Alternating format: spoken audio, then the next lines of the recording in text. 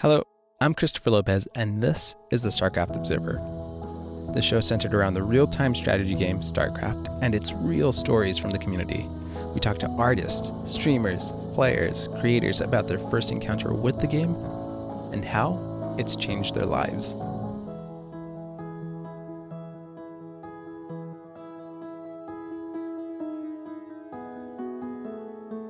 Hello listeners, and welcome to another episode of the StarCraft Observer. Is it just me, or does it feel like the year of the RTS? We've got so many of them now that it's going to be hard to hold all these real-time strategies.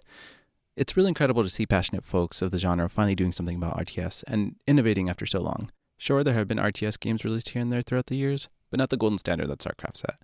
Fast-paced and action-packed. Don't get me wrong, I enjoy the occasional Total War approach and Civilization-type games, but nothing comes close to what made most of us listening today hooked and mauled over the matches like StarCraft does. My hope is that these new generation of RTS games that have been announced, like Stormgate, Zero Space, and Immortal Gates of Pyre, all succeed on carrying the tradition of ladder pain and fun. Ladder pain is key. And recently, a new challenger has appeared. Uncapped Games. Uncapped Games.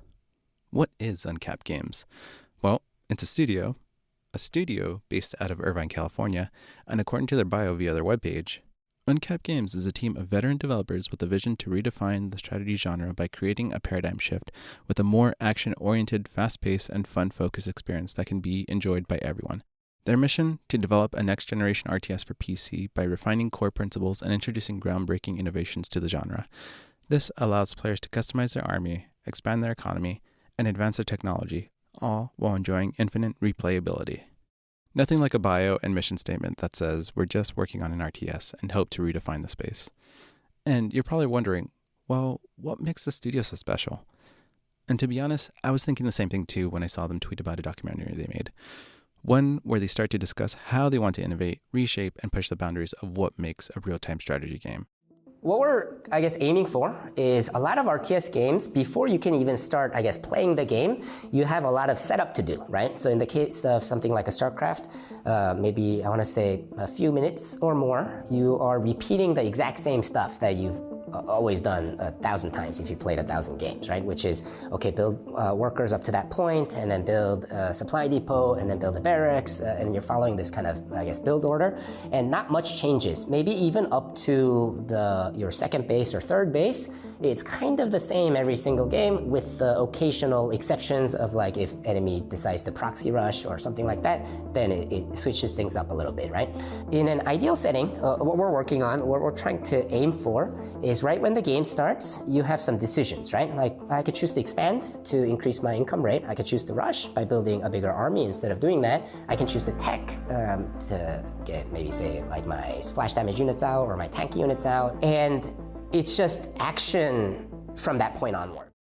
And that voice you heard is none other than David Kim, the master of all that is balance, the former head of the Balance Council, the alpha and the omega of StarCraft 2, and the one that always wins.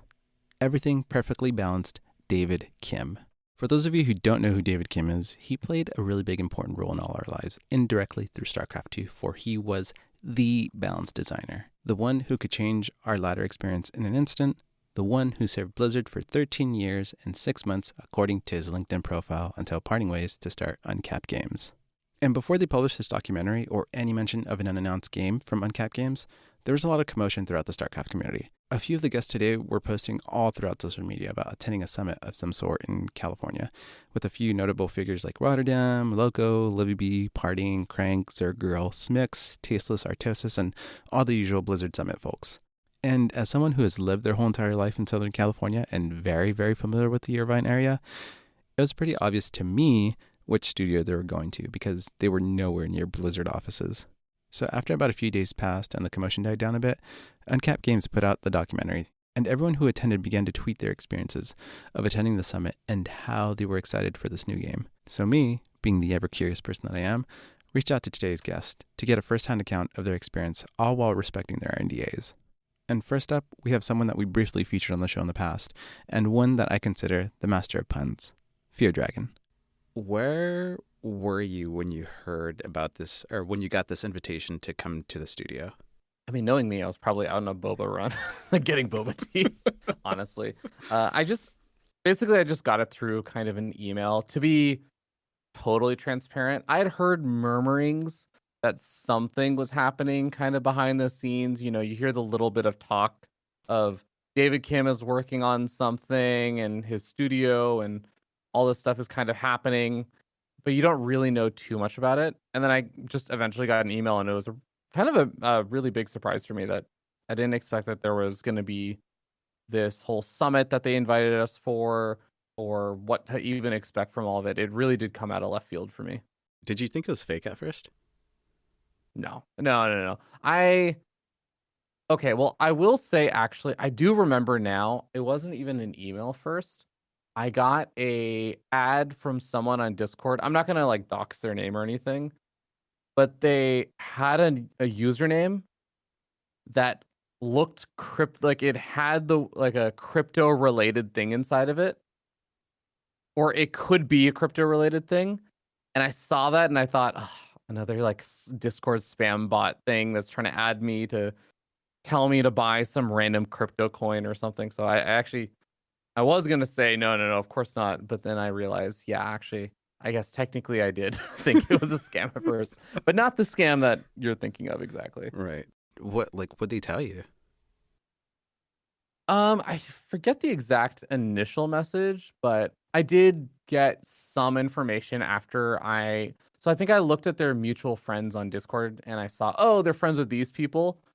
Actually, I think from just that, I kind of pieced a little bit together of, oh, I wonder if this is David Kim's thing. And then I ended up accepting the ad, and they kind of told me, hey, we're looking to do this summit invite. It's going to involve flying down to Southern California, and we'd love to have you here. I think at that time they didn't even exactly have dates and stuff. So, yeah. How did this have you feeling? I think it felt, I was happy to see that this was coming together, and that the discussion, and again, we can't talk about exactly any of the details of what we were shown, but we did get to play the game, which I think just even hearing that we were going to get a chance to play the game was already a bit of a surprise for me, because, you know, they've been pretty dark about everything for the most part. So I think it was really, really cool to hear, just because I know that there's this big question of, is StarCraft 2 going to continue? Are people going to start moving over to all these other new RTS titles that are coming out, like Stormgate, or, you know, Mortal Gates of Pyre, or Uncapped Games stuff, or what? So I think there's definitely some hopefulness whenever there's a new thing that's there. I think it's also met with a little bit of kind of be ready for, I really don't know what this is going to be like. Like, don't put a lot of hopes necessarily on it. Right. Okay, so basically you get invited into the Discord, you see everybody in there, and you're just like, okay, cool, there's this RTS coming. I don't want to get my hopes up. So you had no feelings of like, oh my gosh, this feels like it's happening all over again, like how StarCraft 2 was. Did you get that feeling at all, or no?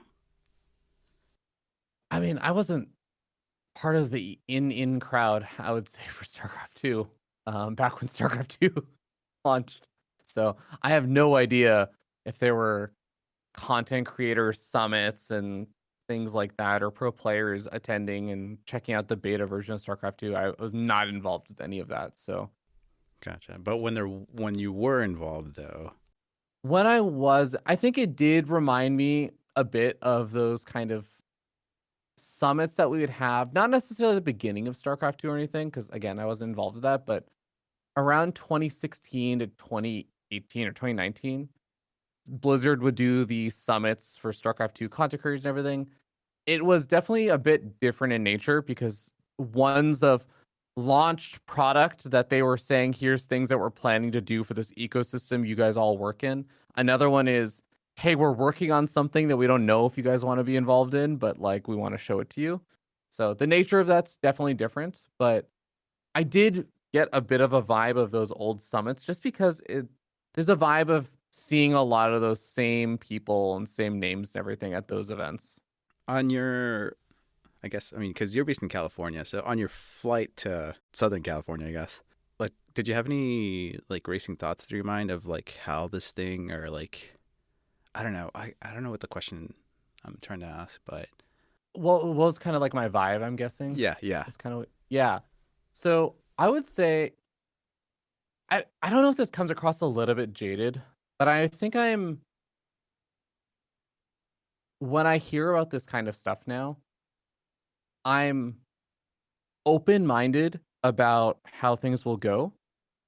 I'm definitely a little bit excited saying, oh, I hope that this ends up being really cool. I actually have a lot of respect for David Kim. I know not everyone is always happy with how balance and stuff got treated in StarCraft 2, but I've always had a lot of respect for how he handled things. And frankly, I still kind of would say, even to this day, I prefer his style of balance.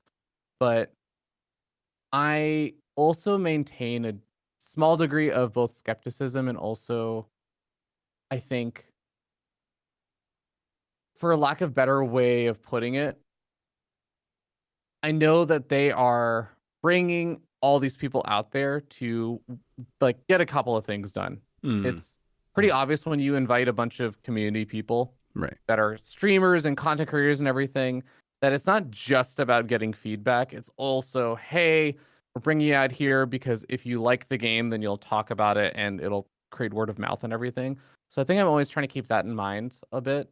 I think I actually think a lot back to things that Total Biscuit would say, because he obviously was a prolific person in StarCraft 2, but he also was just primarily a game reviewer. And I always remember things he would talk about where how you get extra treatment and stuff from different game companies and how they can influence your opinion on how a game actually is and things like that. So I always try to keep a little bit of that kind of stuff in mind when I'm evaluating a game. And I think getting those opportunities is really exciting. And I was really happy I even got to sit down and interview David Kim himself about the game a bit. But I know that with all of those things, sometimes it can influence your opinion on how much you like a game or something that maybe you wouldn't have liked as much if you didn't get all these kind of golden opportunities. So I think I would say I try to be a little bit level about it before I've actually seen anything. Prior to all this, when was the last time you talked to David Kim? Oh, long time ago. Truly has been a long time. I was never someone that I would say had close contact with David Kim by any stretch of the imagination.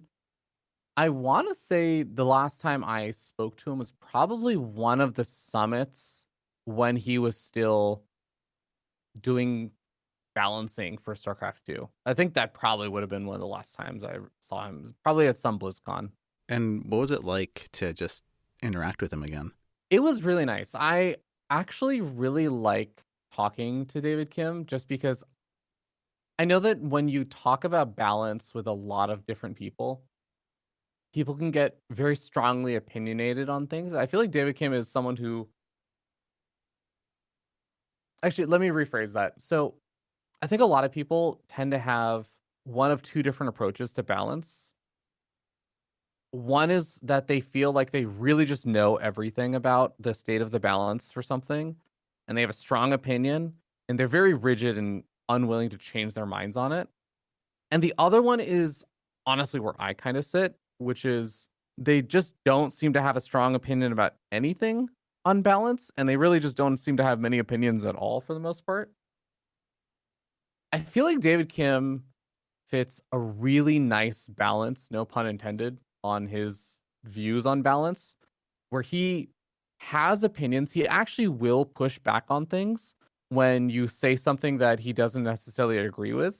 He'll push back and offer a different opinion, but he is also very open to having his mind change. I think I really just enjoy listening to him talk with other people about the balance of a game or like the design of things and things along that kind of line.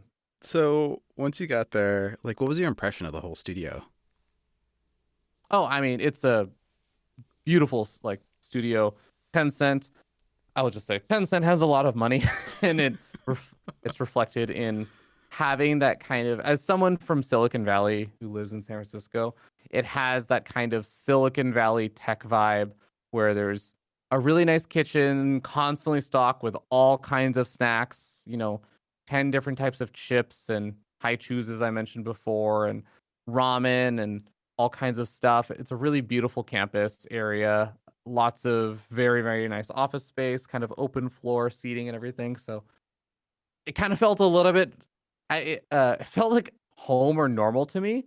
And I think it was only other people commenting on it that I'm like, oh yeah, wait, hold on.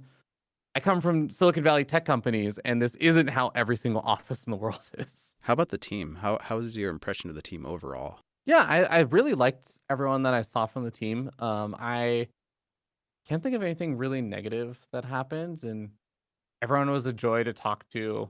I didn't get the chance to talk too much with, I think because I'm a software engineer, former life before all the StarCraft 2 commentating stuff, or I guess simultaneously with the StarCraft 2 commentating stuff, really. But I used to really enjoy whenever I'd go to StarCraft 2 summits. There'd be the big discussion. David Kim would talk with everyone or something. And then I go find, the server engineers and like the other engineers would be like, hey, so like engineering stuff, right? I didn't really do that as much with the Uncapped Games folks, which is I think what I oftentimes end up doing. But I just really like the vibe of everyone. One thing that really stood out to me was there was an artist who was watching a bunch of the games being played. And I remember him just sketching something in the room while he was just watching stuff. Oh, nice. And I just remember looking at a sketch and thinking, oh my God, that looks really good. I actually really, really like the art direction for the game. How fun was the game for you? Yeah, so I'll speak for me personally, because I know everyone had a slightly different take on it. I think something I really found for myself was the first 10, 15 minutes of me playing. I think I did feel a little bit lost as we kind of just got dropped in and we're trying to figure stuff out. And I remember one of the core things that really stuck with me is after 10 or 15 minutes, I just felt like I understood not necessarily the full strategic depth of the game, but I just picked it up and I kind of just felt like, oh, I get it now. Like I can play this. So I think that was the fastest I've ever felt I've picked up a new RTS style game. So I think that was a really core thing that I took away with me. Overall, I think I really ended up enjoying it. I think I found a few things that I can't really talk about the details of, but I found things that I enjoyed doing in my way of playing games. I guess people who know me will maybe be able to theorize what kind of player I am. We all know. If you know much about StarCraft or Stormgate gameplay that I've done. Right. But I think I found my own sort of fun with the game. It did take maybe a little bit longer to figure that stuff out for myself, but I found something that I ended up enjoying and I had a lot of fun. It's always fun when there's like a brand new game because the skill level for everyone is so wildly across the board. So especially in like the first couple hours, it's like, oh yeah, I beat Clem, or like, oh, I beat like Parting or something over here. Even though, it's a brand new game, of course, there's things that you can't expect them to have anticipated me doing because they just don't have the experience yet. But I think I had an overall, I really enjoyed the game and I'm looking forward to actually playing more of it. So the final question for you before we end this interview. Does David Kim win again? I mean, I think David Kim has always been winning. I think it's not winning again. He's just been on a continuous win this entire time. I've frankly always believed that he's been winning. Awesome, man. Thanks. So, with Fear Dragon's take, let's see how a pro player feels about this new unannounced game. One who's had years of experience with StarCraft. A pro player from South Korea who recently just got done with his mandatory military service and now has his sights set on newer RTS games that are releasing. That specific pro player? Parting. And just a heads up, I do not speak Korean whatsoever, so I reached out to Maddox to assist with translating my questions and interpreting for this interview, so it'll be his voice that you'll be hearing talking over Partings. So where were you when you were contacted by Uncapped Games? So basically, I was doing just playing Stormgate in my home. And was you contacted via email or Discord? Yeah, I got contacted by email. When you got this email, did you think it was fake? No, actually, I did not. On the contrary, I mean, the email was very formal and professional. So I noticed that, oh, this is real deal. So yeah, I was pretty happy. And what was his feeling finding out that there's a new RTS coming out? 일단은 So it is a good feeling, obviously, because RTS has been quite a downhill, and even recently, like some of the games just recently announced and even released, but it didn't really have a good uh, so like it wasn't appreciated well, so to say. So so art right now is RTS is kind of downhill, but still, it's really grateful to see that like Frost Giant and Uncapped Game, they're very passionate about not just making an RTS game, just but to make a success. They're trying to make a success in a game, in that game genre. So as a player, as a professional player, and like as a fan of RTS, then it is a really grateful thing. So, as a professional StarCraft player, how did you feel that this was a game being developed by the guy who balanced the video game that you played almost your whole entire life? 저는 Well, it's definitely nice to see the familiar face because David Kim and I interacted a lot back then when I was in StarCraft 2. And it's kind of refreshing, and of course I like him and I respect him as a as a gamer and as a coworker, I guess, like, in some ways. So it's definitely grateful to see. I mean, it's definitely you know happy to see uh, him uh, in the development. So yeah, that's what I feel. And when they said, hey, we want you to come to California, how'd you feel about that? So obviously I was excited overall. I mean, first of all, it was a while. It's been a while I've been into overseas, especially after I got into the military. So I think this is gonna be like first trip in a long time uh, overseas. So definitely that was exciting for me. But the most exciting thing was actually, like I mentioned, I was pretty close to David Kim, and I was kind of curious what he was going to make a new RTS game. I was curious the way how he's going to make, and yeah, I was pretty excited about that. It mostly game wise. What did it finally feel like seeing David Kim after so long? So I was really stunned because when I saw him, like he was the same person he was back then. I mean, he didn't age at all. So I kind of joked him as like, "Oh my God, are you like using time machines? Like, are you like ice yourself?" So like, yeah, you don't age at all, man. Yeah, that was my impression. After being there and, reuniting with like David Kim, what was his impression of the Uncapped Games team? 일단은 So, like I mentioned before, I said the Uncapped Games was very cared a lot, and and I said it, and I meant it because like they were very passionate about their games, and um, they were very genuine about their games. I mean, obviously like they were also the gamer and they were trying to make it as relatable to gamers. So there were a lot of fellow pros who were invited to the program, and we all had a consensus that they were very thoughtful, and they were passionate, and they were very I would say they were really more uh, trying to be the best of their trying to make use the best of their abilities to make the games the greatest flawless as possible.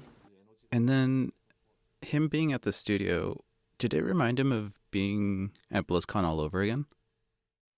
So it wasn't like we can't compare it because like it's kind of different than being in an event and just visiting the corporation, visiting the inside the developing scene. So like so it but that being said, it was very nice to see because first it was really huge and because it was I think the building was belonged to Tencent and so it was really a big complex building, and they already have like everything in place, especially the practice, the testing places with computers all set up. So like we can just play it whenever we want. So like they were already prepared a lot of stuff, and they were just like we just have to be on site and then just like play the games whenever we like. So that was yeah. So that was in that sense that was really good experience. How fun was the game for you? So we had like 2 days of testing, and the first day, I mean, Key said this this game would be different than other RTS, and I didn't realize that.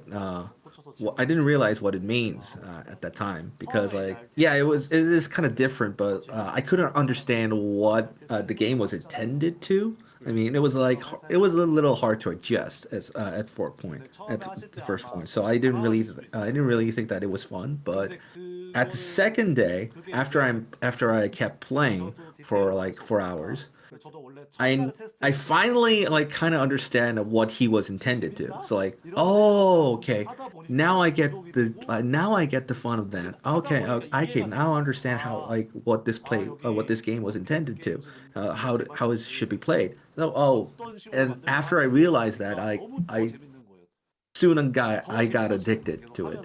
So it was very fun. Obviously, at the end. So what I can say is I can't really share details, you know.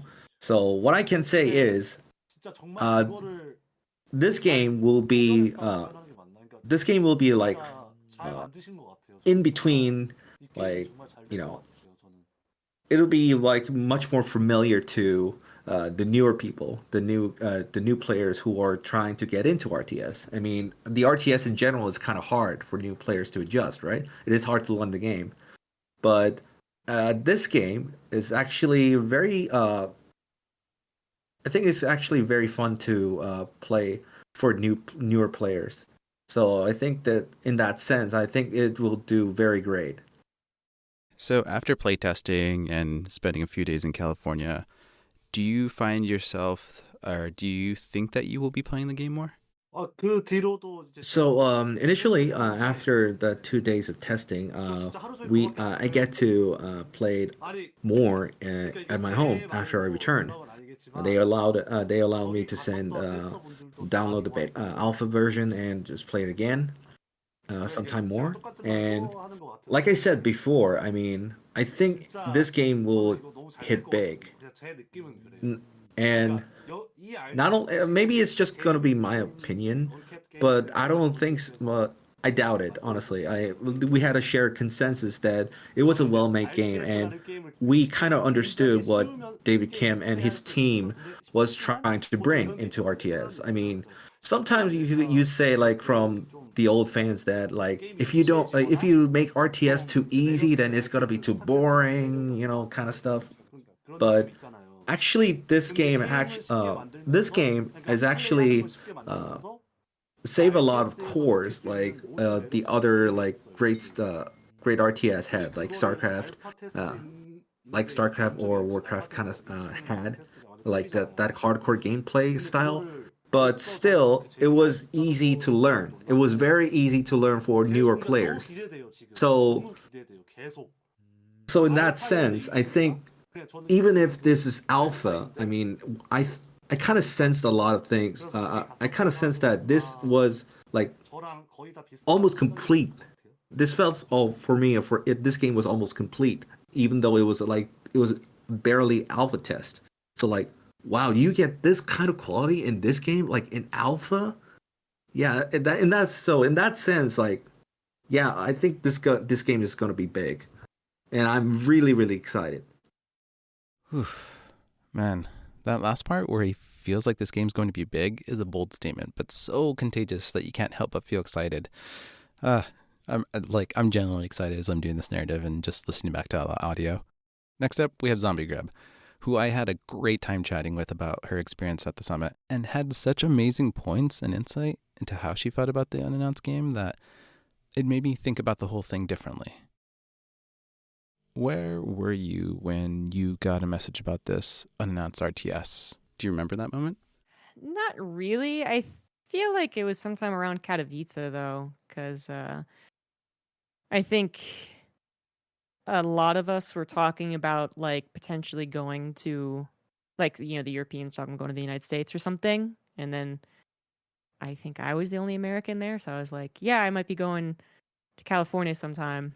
Like, we're all kind of like, not saying it directly, kind of running around it. But then I don't know if that's when exactly I got it or it was before or after. I don't know, but something around that. I thought it was cool. I had heard some murmurings about something from David Kim long before that.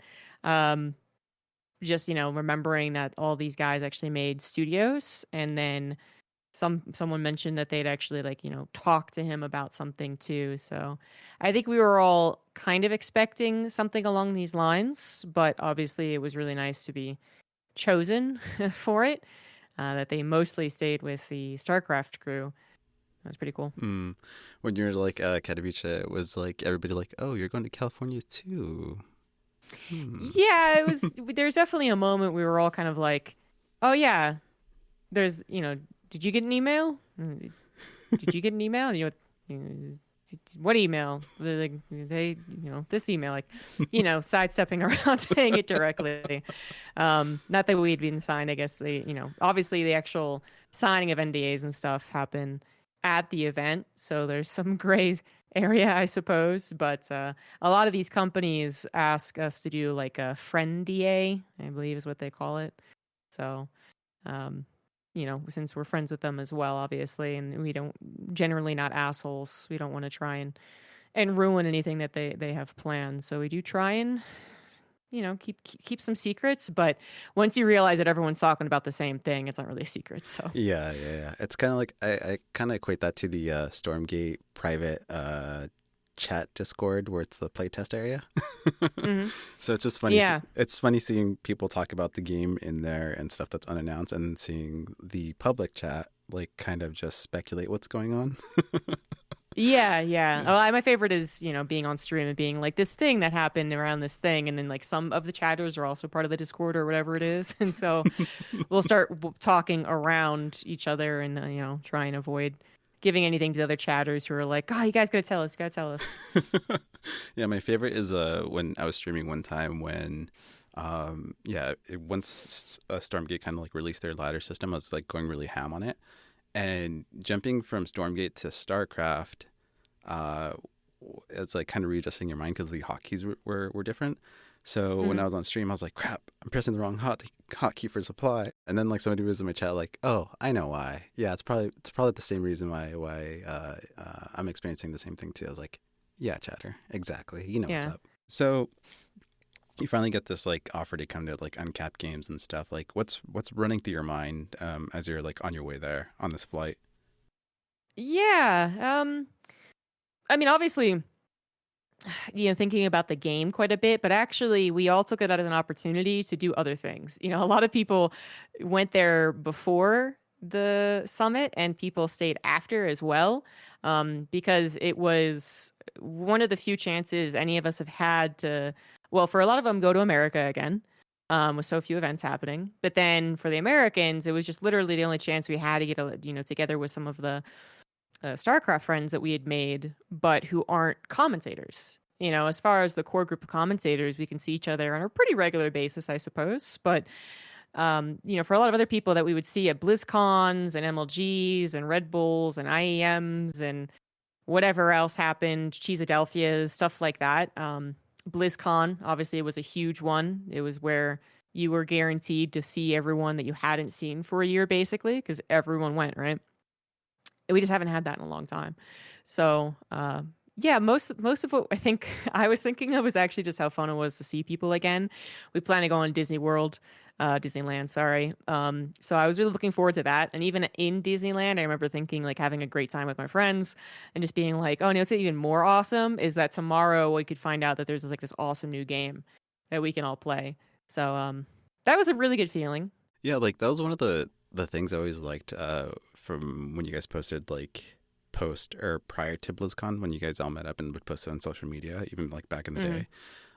When we had, BlizzCon events, was like seeing all the casters like meet up, have fun at like Disneyland, and just like having a good time. Like it just made it like more exciting to be coming to an event in California.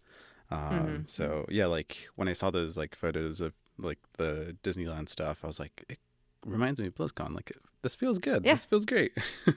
Yeah, there's a lot of like good feelings I think around BlizzCon because there was so many meetups again. Lots of people posted a lot of social content, I guess, just like genuine excitement.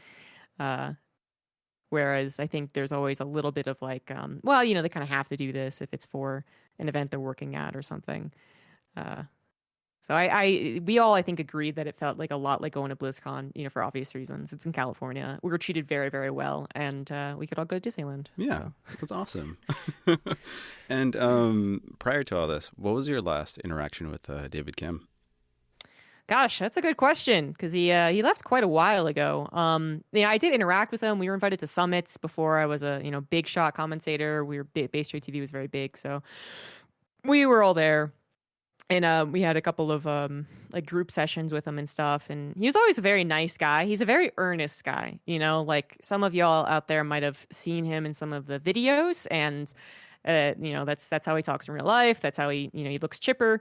He just talks like he's always excited and he's, a little nerd like everyone else. So everyone's always liked him. And, obviously there's been some people who just like to shit on him. Because game design, because StarCraft, because Idra. Yeah. He started a trend.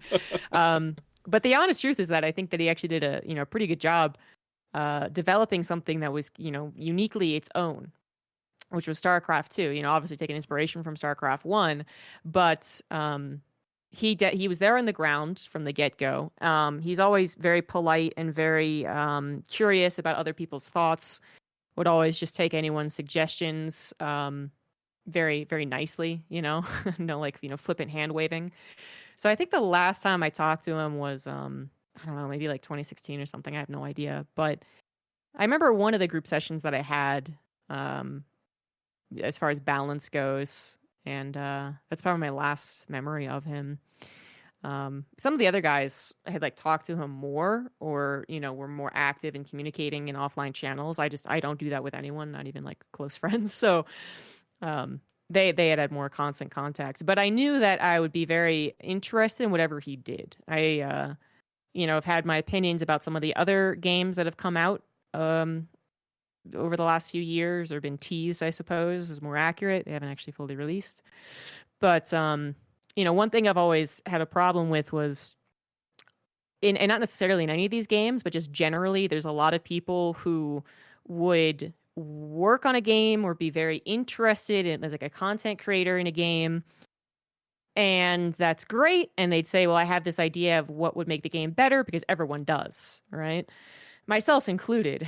But then it often just be like, let's improve on or let's change something about StarCraft that I can hone in on because the entire basis of StarCraft is already created, you know what I mean, so people can really fine-tooth comb it and be like, well, this needs a change, so I would change exactly this thing. I would get rid of Warpgate, is a big one. But it's like, well, the whole game had already been made. All the art, all the mechanics, all the decisions. So you're not making a new game. You're, improving or trying to improve on a current one. So anyway, the fact that David Kim was there from the beginning gave me a lot more hope in whatever that he was doing. So I was pretty excited to hear that he was working on an RTS. And what did it feel like to interact with him after so long? He was nice. You know, again, I'm not like super close with him. And there was like 30 plus people. Yeah. Hope that's not breaking NDA. So yeah, there wasn't a lot of like one-on-one interactions, but I did talk to him again, like kind of like a group setting, smaller group setting, about my kind of like outside the gameplay questions, which obviously I can't discuss here, and he was very nice, very amicable to answering any questions, even when they kind of had to politely steer us the right direction as far as the goal of the meeting. And what else happened? I think that was really it, actually. I did not talk to him directly a whole lot. So it was just nice to see him again and see a really excited group of people, because him and the people he worked closest with were almost all there. And they were all genuinely very excited and happy and confident in what they were doing. So that was a nice feeling. Yeah, I mean, I don't think you're breaking NDA, because in the mini doc, like, you see like 30 plus people sitting in like testing booths. Yeah, I didn't actually watch the mini doc, so I know that some things have been kind of like, I can kind of talk about some things now. So yeah, I know that, but I haven't watched the whole thing. Yeah, they showed like a whole room full of people, so you're fine. Don't worry about it. So yeah, I mean, I watched the doc like over and over so many times just to like make sure that like I know what to talk about and what parameters I can be in. So, but yeah, so once you get there, how was your overall impression of like the studio? Well, it was great. Honestly, another thing that's been kind of disappointing about some of these other projects, which, I'm not blaming them. It just is the way that it is, but it doesn't feel like there's a lot of backing to it. Right. So when you had Blizzard summits, they actually kind of went like, they were initially a little more ragtag, and then they were actually like way fancier, and then they got a little more ragtag again. Like the first one we went to, we had to share hotel rooms. That's what I'm thinking of. But then they got everyone individual hotel rooms after that. But then, it was like a change of like whether or not they had like a party bus or they just like asked you to take Ubers or whatever it was. But it was always pretty nice, and then they'd try and like time it out to save money on their part, but then also it would be a favor to us to get us to go to BlizzCon at the same time. If we weren't working it, we weren't already going to go. So you just felt like you were cared for and that your opinion mattered, even though, some of these Blizzard summits were like 50 plus people probably. But you felt like fancy, you were like, oh, this huge company wants to hear my opinion on something, and they're setting me up in a nice hotel, and they're getting me BlizzCon tickets. Well, I actually don't think they got my BlizzCon tickets, but regardless, they do help. If you wanted like a media recommendation for a media pass, they would help and all that good stuff. So anyway, that's the first thing that I was really happy about, selfishly, obviously, which is just like, we get there, the hotel is really fancy, quite nice, and then we all get on the bus, and it's like a party bus, and by a party bus, I mean like, it's like a huge bus, but then it has nice lights and nice seats. Sometimes we'd even get into a bus where it had like, the place for the soda, and the alcohol. Yeah. Which they didn't have in it, to be fair, but it still looked nice.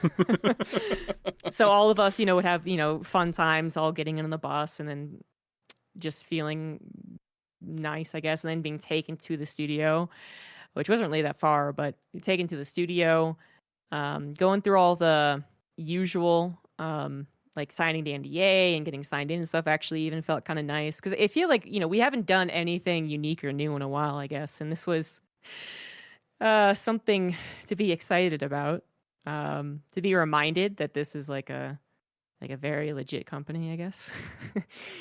And then, the workspaces and the rest spaces and the amount of space that they had in general was really nice. They also fed us a lot of snacks. We saw all their high chews. So yeah, in general, very positive. It's so funny because Robbie was mentioning the high cheese too when I was talking to him. Yeah, that's mostly he stole them. Yes. Oh my gosh. I know that's like the way you put it, like, man, I feel good. I haven't felt this good in a long time. Wait a minute. Uncapped Games, what are you doing here, Well, yeah, there's always the, I mean, obviously there's a certain marketing aspect. The nicer I feel about them as people, but also them as the company, the more that I'm likely to like their game. But they were very, very they're very good about allowing any type of feedback or opinion without getting, personally offended or whatever. Yeah. Could happen, I suppose, because spoiler alert, I didn't actually, I'm not as over the moon about the game as a lot of other people have been. So it's a very good game what they made, and again, all of the not supplies, but like the infrastructure and whatnot they have is very good. Mm-hmm. So it's a very well polished game. Yeah. But it's just not a game for me. So overall, I don't know if you can answer this, but was the game fun? Well, that's a very difficult question to answer, honestly. Because my feelings around this entire thing are very difficult to explain without breaking a little NDA, honestly. Right. The thing I think I can talk about kind of is something that they did mention in the video, because I think this is okay to say, but we'll see if I get in trouble. When I saw that it was posted to the StarCraft Reddit, I was on vacation, I saw it posted. The StarCraft Reddit actually had a lot of similar sentiments to what I did. So I think this is pretty safe to talk about, because they must have talked about it in the video. But I think what they talked about was their idea of like revolutionizing RTS, right? And I don't know how much they got into that, because we've certainly been told not to talk about like certain specifics, but just generally that's what their goal is. And the StarCraft Reddit actually was exactly my sentiment. That one of the top comments was, I don't understand why so many of these companies start off with the idea that this game was flawed, that StarCraft 2 was flawed, that there's something to be changed dramatically. And why is that the starting premise for all these companies when StarCraft 2 was one of the best-selling games of all time? It's one of the longest-running, most active RTS, if not the most. Age of Empires 2 gets better and whatnot, and that's great. But StarCraft 2 is iconic. There's something there that's very good. And to just immediately just be like, well, it's not anymore. The whole reason that it's not as popular as it once was is because no one will play a game like this anymore. I think it's just entirely false. One of the, I have opinions as to why StarCraft 2 isn't as big as it is. And I will always agree to an extent that like 1v1 games are going to be harder to sell to a mass public.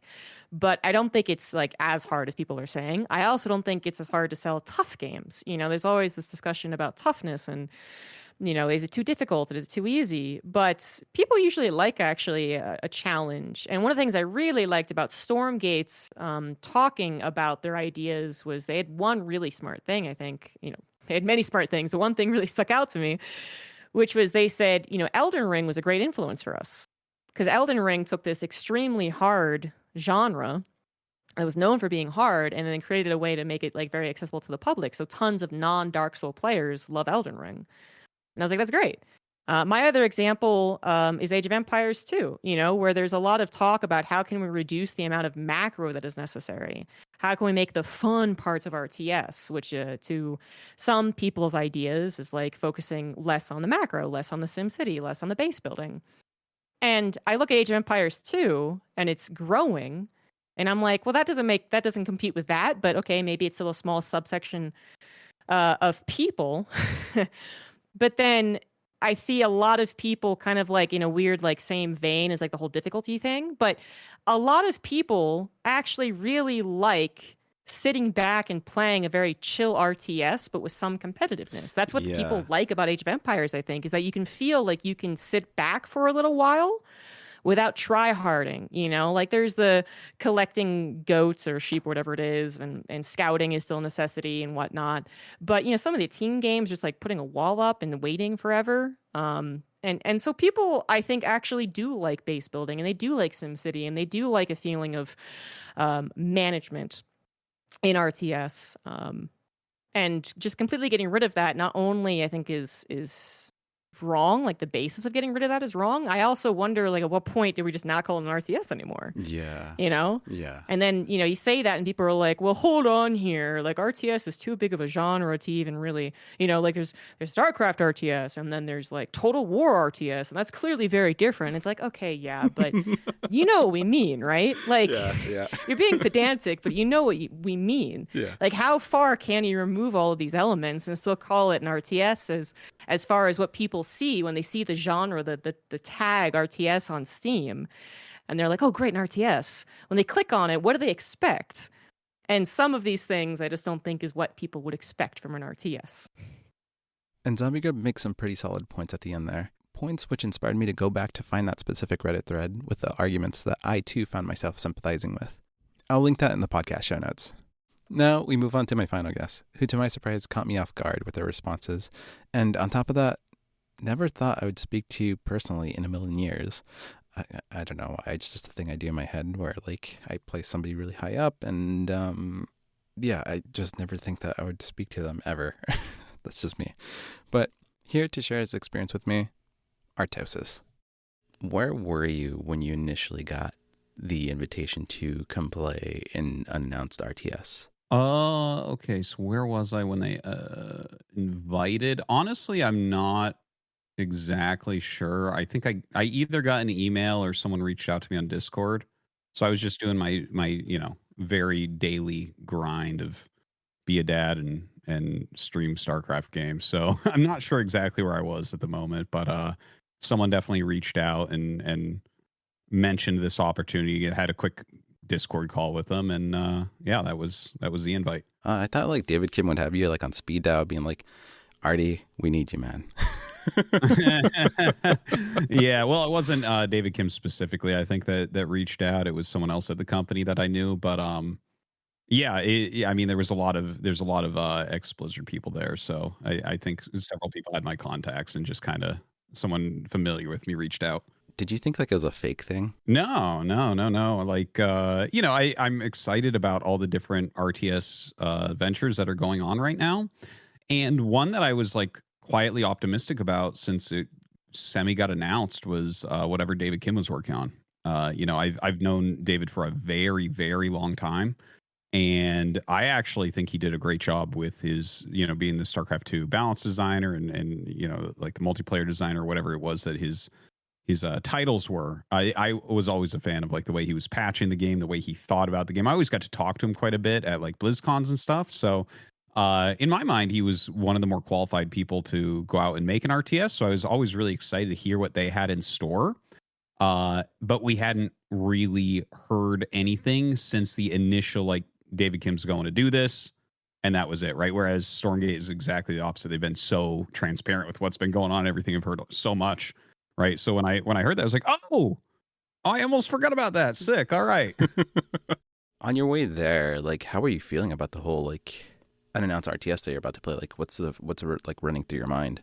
Well, they didn't really tell us anything about it before flying out. So, Tasteless and I talk a lot, and we were both flying out to it. So we were just trying to imagine like what type of game this could be. Like, is this going to be more like, this RTS or that RTS, or what is it going to be like? So just some general, excitement about it. I end up trying like a lot of RTS games. I generally like the more like Blizzard-esque styled ones, but I'm a fan of some of these other ones as well. And so I was just excited to see another one. I've had a lot of fun with all the games that are coming out right now. It's like a very exciting time for RTS overall. So it's just kind of added on to that. That's cool. And when you got there to like California, did it like remind you of previous BlizzCons? Because everybody else met up there too, like who usually attend BlizzCons and stuff. Like, was there any like nostalgia factor to it all? Well, it was great to go and see everyone again, right? Like, Tasteless and I don't travel quite as much as we used to between the pandemic and the change to StarCraft esports and all that. It's not quite as much travel to see all of our buddies as it used to be. So it's always fun when we get to go down and see everyone, right? Normally we see everyone 1 to 2 times a year. So this was kind of like an added fun extra thing where I get to go hang out with like Roddy and Pig and Todd and Zombie. I mean, it's just all the regulars. So it was definitely exciting in that regard. I wouldn't say that it felt like a BlizzCon or something. It was kind of like a fun feeling though, this kind of like behind the scenes look, getting to see this early and everything, and just kind of everyone not really knowing what we were about to see. Right. And prior to all this, when was the last time you like had contact with like David Kim? I'm not sure exactly with David Kim. Like it might have just been at like right before he left Blizzard is probably my guess. Like I wouldn't be able to zero down to a thing. I used to fly to California and go to Blizzard stuff quite often. So it would probably just have been one of like whatever the last summit he did was, or the last BlizzCon that he was at would probably be the last time that I really sat down and like talked with him. Gotcha. And I guess like after all this time, like how did it feel to interact with them? Oh, there's a funny thing in this industry. I feel like in esports in general, sometimes I haven't seen people in the industry for a year or 2 years, sometimes even 3 or 4 years because of that stupid pandemic, right? So yeah. Those pauses happen, but I swear to God, to a person, it's not weird when you meet up again. It's like every single person I meet up with, it's like we take up like exactly where we left off. We catch up for like 2 seconds, like, oh, how's the family? Yeah, this. Oh my God, you have a new kid. Oh, that's sick, right? And there's like a few minutes of that, and then it's just the same conversations and the same type of interactions as always.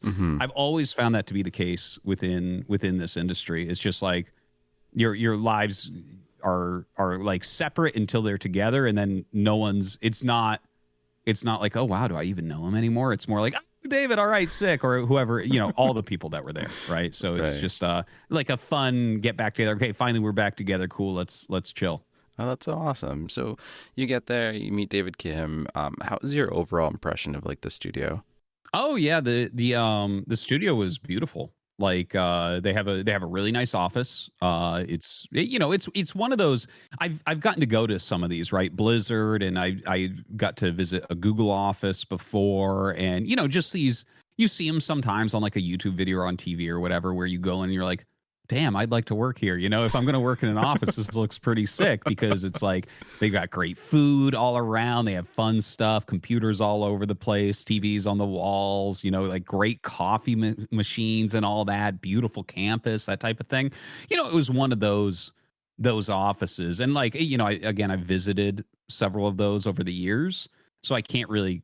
It's only been visiting though, right? I've never really done anything prolonged at any of them. Like 1-2 days is normally the most I'm ever in a location like that. So I can't really compare it to the others, but I would just say it was very similar to that. Just really nice. Everyone's chill and having a good time. And it felt like the company was, taking good care of everyone as far as like comfort in the office. And with that said, how'd you feel about the team overall? Because I got to watch the video and, the little mini doc, and yeah, everybody seemed very genuine, very like eager to be working on this like new thing and stuff. What was your overall take?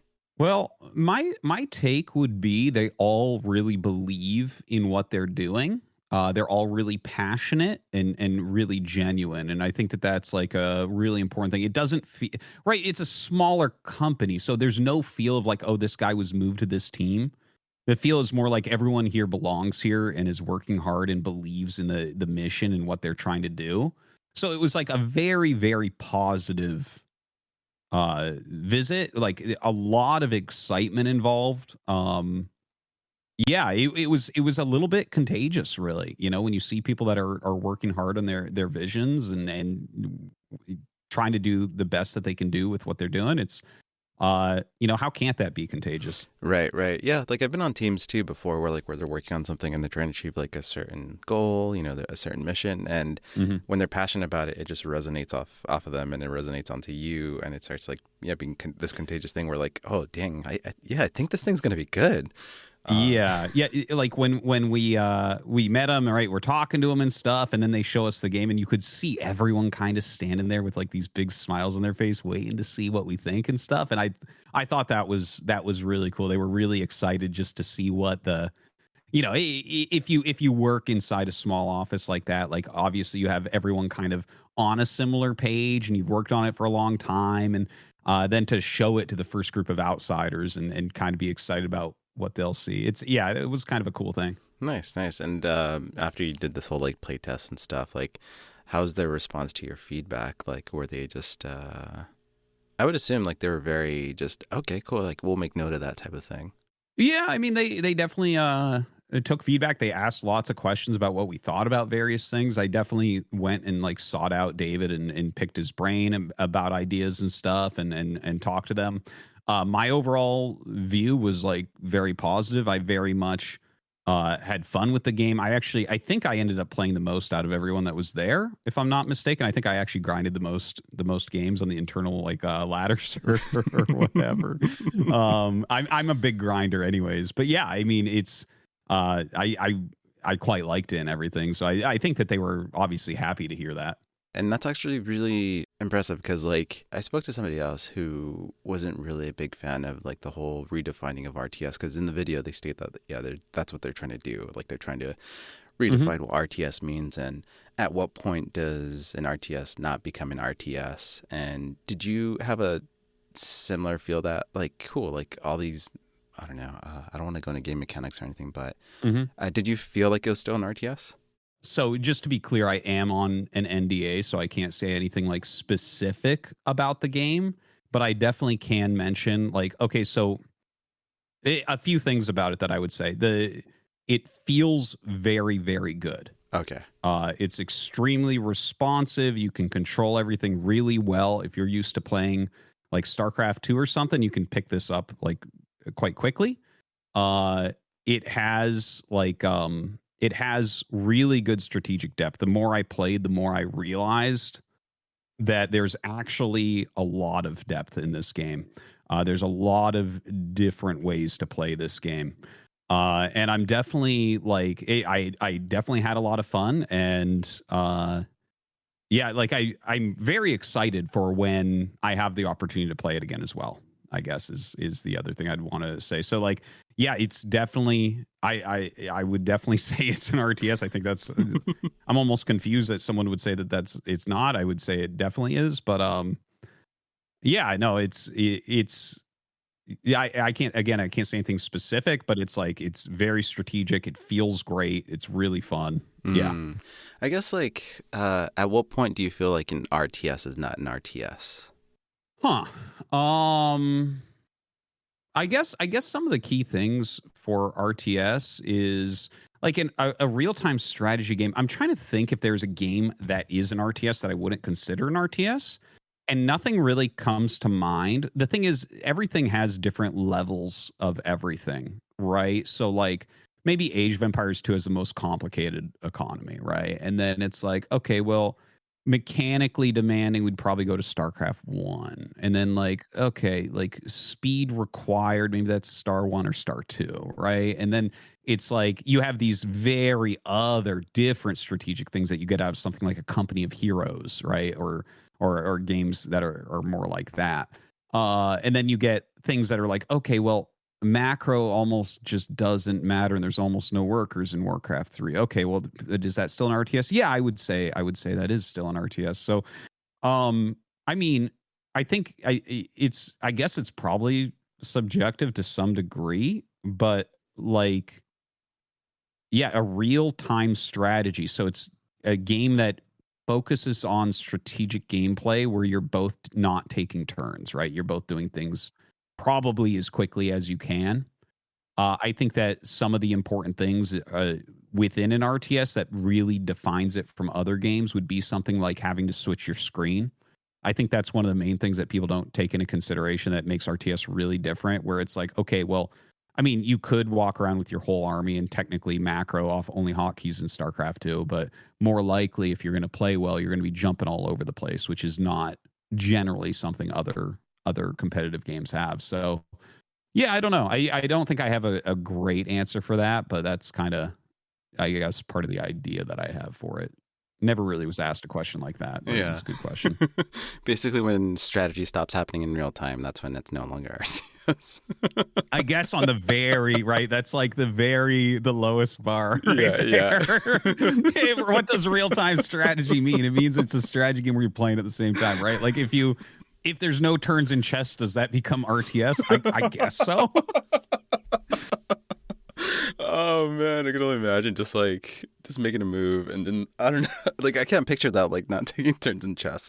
It'd have to be like super chaotic where everybody's just doing their own thing and respecting the moves. Oh but... yeah, like who actually gets to take that piece that moved? It's like I don't know, man. But I guess that would technically be an RTS. yeah. So yeah, it is very subjective. So yeah, you do have a point because yeah, when I was talking to other people, it's just like, well, RTS is just a very subjective subject, and it's not like if you happen to lose like supply depots or supply cap or I don't know, some other in-game mechanic, it doesn't mean it's not an RTS still, because you got this massive army that you still got to control. You got to still deal with resources and how to produce those things. So yeah, and actually to just mention something else about RTS, like I guess because it is subjective and everything, but like to put this into terms about myself, like I consider myself an RTS specific player. Like those are the types of games that I excel at and I like and I understand and I want to commentate and all that stuff. And I feel perfectly suited to do things with the new game. And it sounds like once this game does come out and it gets into the hands of the people, that you will for sure be playing it. Oh yeah. Absolutely. Like it's just I like I mentioned, I probably played the most games when we visited the office, and like yeah, I mean, if they had kept us for another few days, I just would have kept going. I'm a real grinder. I really when I find an RTS game that I like, I play it a lot. I've just have I smash 10,000 hour rules every few years. So yeah, I'll definitely be playing it. So when it comes to RTS too, like a lot of people feel that the barrier to entry to like, Star 1, Star 2 is like very high and it's very hard. And that's basically what makes an RTS. Like it should be difficult. It should have this like learning curve for people to learn. From what it sounds like in the mini doc, they're trying to get rid of all these meticulous tasks that David Kim mentions. And it sounds like, just making it easier for the player. Do you believe that like an RTS should still be difficult for people to be a quote unquote RTS? Yeah, so I think okay, so first off, there's like I think you got to look at things like skill ceilings, right? So like you can probably look at pretty much any esport and say, okay, there's pretty close to infinite skill ceilings on everything, right? And then it's like, okay, I guess there's this other metric of how quickly can you learn it to like game fluency or something? Like how quickly can you sit down and start playing and everything? And definitely it can feel like StarCraft 1 and StarCraft 2 are difficult for that. Like Star 2 would probably be a little bit easier to pick up than Star 1 and everything. But I think a big part of that is the player base is very, very experienced. People who like these games play them a lot. But yeah, like I think that's actually kind of the beauty of the games can be. Like I wish that the people would pick it up and think that it's easy to start.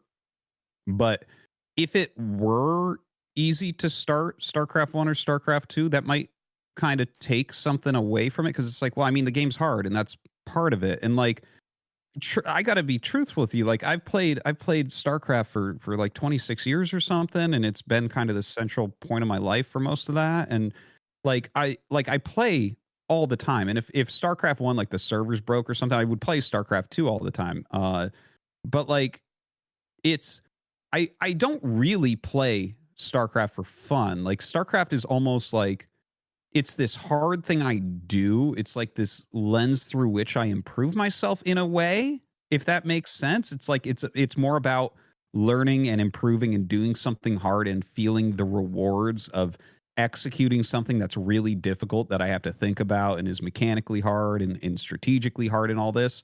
It's like it's those things that I'm doing. It's not specifically because like, oh, the game's fun. It's not like I'm sitting there playing GTA in my underwear, It's a different type of experience. So like as far as the high skill entry type thing, like I see that as actually like a good thing in some ways because it makes the game more beautiful. But like at the same time, I understand when people are like, oh, that's too hard to try. But really isn't. I mean, we're going to live one life. Play a fucking hard game. Yeah. My God, do something that actually you actually have to try at. I'm a bad person to ask questions like this. Like when people are like, what do you think about the graphics of this game? And I'm like, I don't care at all. Like you can give me the ugliest chessboard in the world, and I'm still like, yeah, chess is great. Let's play. So for me, it's something completely different, and I'm probably not representative of the wider community of gamers or something like that. But that's kind of the way that I look at it, I guess. Yeah, you bring up a great solid point. Because I mean, like Stormgate was always talking about like this Elden Ring thing and how like Elden Ring proved certain things to them, and I didn't really understand that. And it wasn't until I talked to Zombie Grub and you that like put into perspective where like if a game's designed to be hard and people really enjoy it and it's like beautiful and it's just like making them improve on certain things, they're gonna want to play it. They're gonna like it regardless because they're gonna want to like excel. Yeah, it might not be as wide reaching, but I guess the Elden Ring one is a good example. Like for instance, like those open world Zelda games that are kind of like easy versions of Elden Ring or whatever. Yeah. I played the shit out of those because like I could sit there in my underwear and play and have fun, and like once I got good at using the bow, I could beat everything easily, right? Whereas Elden Ring, my wife bought it for me and I played it for 2 seconds. I'm like, okay, I am going to play this, but I haven't started yet because I'm like, okay, I need like a week where I can really kind of focus because I can tell I have to build up base skills to be able to do anything, right? So it's like, it's definitely 2 different feels that I would use in different situations. One, I would be more casual with like a Zelda game, but at the same time, I see the beauty of Elden Ring. I'm like, oh, I would like to learn these mechanics and feel the reward of becoming good at them to beat a boss or whatever. Yeah. No, it definitely feels great. Like once you like defeat a boss. Yeah, just skip the first one. When you're in Elden Ring, just skip the first boss, go past him. Okay, I'll do my best. Yeah, because what I did was like I ran into the first boss and like I kept dying. I was like, dude, there's no way like it's this hard. And they're all like, yeah, you can just skip it. I was like, what do you mean? It's an open world, dude. I was like, I can do that. Like I can actually go past this person. So yeah, it was like learning the open world concept all over again in the world of Elden Ring. So. But yeah, like that's like because like when I jumped into Stormgate and they had all the similar mechanics to like StarCraft 2, you had some like Warcraft mechanics in there too, and yeah, it just felt like super familiar all over again. Like I knew I knew what to do right from the start. The only thing that was just different to me was just managing the workers. That was it. But it was just very familiar for me, and it had that same similar difficulty, but I liked it. Like I enjoyed it. So I think if people have that mindset of like openness and willing to just take in this new game that Uncapped Games is developing, then yeah, it's potentially a successful RTS or what have you. Yeah, no, I think once people actually see it and play it, they're gonna like it. Yeah, no, I certainly did. And I'm a bit particular on RTS. Like I like RTS as a genre, but there's a bunch of crappy RTSs out there that I've played like a couple times and I'm like, wow, this is a pile of shit. And quit, and so like if I didn't like it, I'd say so, but I quite like it. And people will see I'll be playing it a lot. Like what was the one RTS that was like terrible for you? Like you were just like, nah. Oh, dude. One? Okay, so Grey Goo is the one that is so hilarious that stands out in my head. I don't know if you ever played Grey Goo, but Grey Goo came out and everyone was kind of excited. StarCraft 2 had already been out. We're like, ooh, an RTS made by a publisher that kind of knows what they're doing. I download that fucking thing, $60. Oh my God, it was so bad. It was who the fuck makes a game like that? More recently, there was like a Dawn of War one that was like a semi RTS. My God, that was bad. I understand some people like Company of Heroes, but Company of Heroes 3, I'm trying to play that game. I'm like, no, this is not my type of RTS, that's for sure. And I definitely understand that people like that type. Some people do. But like, I'm not as much into ones where it's like your units can lose morale and you have to make sure they're laying down so they don't get shot or some shit. And I'm like, no. Give me a more, give me an Age of Empires or a StarCraft or, even a Warcraft 3. I'd much prefer. Right. I don't want to care about my soldiers' feelings. I just want to go into No, absolutely. That is not something that I am interested in whatsoever. When I tell my units to go die, they go do it without any slowing down. Like, you sure? Oh, man. After speaking with everyone, I can't help but be excited for what David Kim and the team at Uncapped Games has to bring to the RTS space. What an exciting time to be alive, right? And to be an RTS fan. Before I forget, June 7th, 2024, Uncapped Games will reveal the game at Summer Games Fest. Be sure to tune in and see. I'll definitely be watching.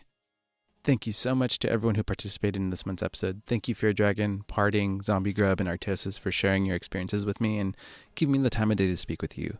Huge shout out to Maddox for making the Parting interview happen and being extremely flexible in scheduling. Truly, I am grateful and deeply appreciate your cooperation in making this episode come to life, especially when the scheduling changed up on us last minute. Before Parting went into hardcore Stormgate training. Thank you, everyone. And until next time, friends. Editing, music, and production was done by your host, Christopher Lopez. Outro music by the talented Televangel. Head on over to their Bandcamp or YouTube. You can also find Televangel on Spotify. More details about Televangel in the podcast show notes. Until next time, friends, thank you very much.